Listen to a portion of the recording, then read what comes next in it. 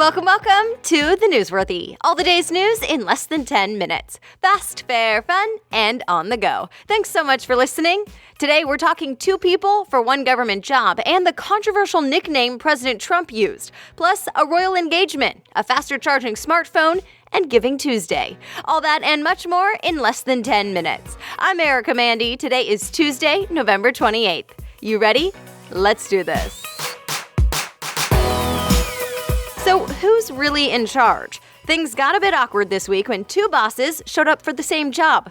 I'm talking about the director gig at the Consumer Financial Protection Bureau. It's meant to protect consumers from unfair financial practices. Well, the New York Times reports 2 people were appointed acting director by 2 different people. The guy who used to have the job chose one person to lead. President Trump chose the other. They both point to different laws and say, I have the power to pick who leads. And get this, both new leaders took action on Monday morning and are not backing down. So now one is suing, and a federal judge will have to decide. And in the meantime, all the decisions the Bureau makes could be called into question. So stay tuned. President Trump honored World War II Navajo code talkers yesterday, but is now facing some backlash. So, first of all, code talkers were the heroic Native Americans who helped U.S. Marines send coded messages during the war. But during the ceremony to honor them yesterday, Fox News reports the president used the nickname Pocahontas. It's a nickname he calls Senator Elizabeth Warren because she once said she had a Native American background but wasn't able to prove it. Senator Warren fired back, saying on MSNBC that Trump used a racial slur. Native American groups weren't so happy about it either. One spokesman said they appreciate the president's honor, but still have to deal with insensitive remarks. The White House spokeswoman, though, defended the president. She said it's not a racial slur, and it certainly was not the president's intent. Well, this is a different kind of story. The Washington Post is reporting about a woman they say tried to fool their reporters, but couldn't. The report says a woman claimed she got pregnant with Roy Moore's child when she was just a teenager, but it turns out instead she may be tied to a group that tries to catch and report on what it calls a mainstream media bias. Remember, Roy Moore is the Alabama Senate candidate accused by several other women of sexual misconduct, even with teenagers. Moore says none of it is true and calls it all dirty politics. So you've probably heard of Massage Envy. It's a $1 billion company and the largest chain of massage franchises in the country. But now there are some serious allegations. BuzzFeed News reports more than 180 people have filed sexual assault lawsuits, police reports, and state board complaints against Massage Envy spas. But many of the complaints were apparently ignored or just not handled well by the company.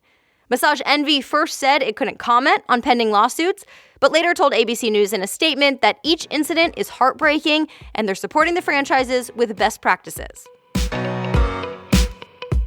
All right, other things people may be talking about today. Facebook wants to do more to prevent suicide, and it'll use artificial intelligence to do it. TechCrunch says Facebook will use new software to scan posts for patterns of suicidal thoughts, and if necessary, send mental health resources to the person using Facebook or to their friends, or even contact local first responders. How would you like to charge your cell phone 5 times faster? We're talking just 12 minutes for a full charge. Well, the Financial Times reports Samsung is apparently going to make that happen, and the company will use graphene balls in the battery to do it. Graphene is sometimes called a miracle material, and it apparently could make cell phone batteries thinner, lighter, and even give them more power at the same time. It doesn't sound like the technology will be in new phones soon, at least not in the next year, but it will be coming. Part of Samsung's serious battery research, by the way, is likely because of the debacle last year, when the battery in the Galaxy Note 7 became a fire hazard. Time to celebrate. Prince Harry is officially engaged to the American actress Meghan Markle, and they did their first TV interview since the announcement. They talked about how the royal engagement went down at Nottingham Cottage on the grounds of Kensington Palace. They called it a typical night, roasting some chicken, until he popped the question. Meghan Markle starred in the TV show Suits, but says she's now leaving her acting career to take on this new role in the royal family. She's also said she had a learning curve for all the media coverage she gets now. Last year, Prince Harry issued a statement condemning some coverage and social media comments for what he called racist and sexist. They'll get married next spring, and remember the Duchess of Cambridge, Kate Middleton, is also due to have her 3rd child around that time in April. So expect plenty of royal news next year.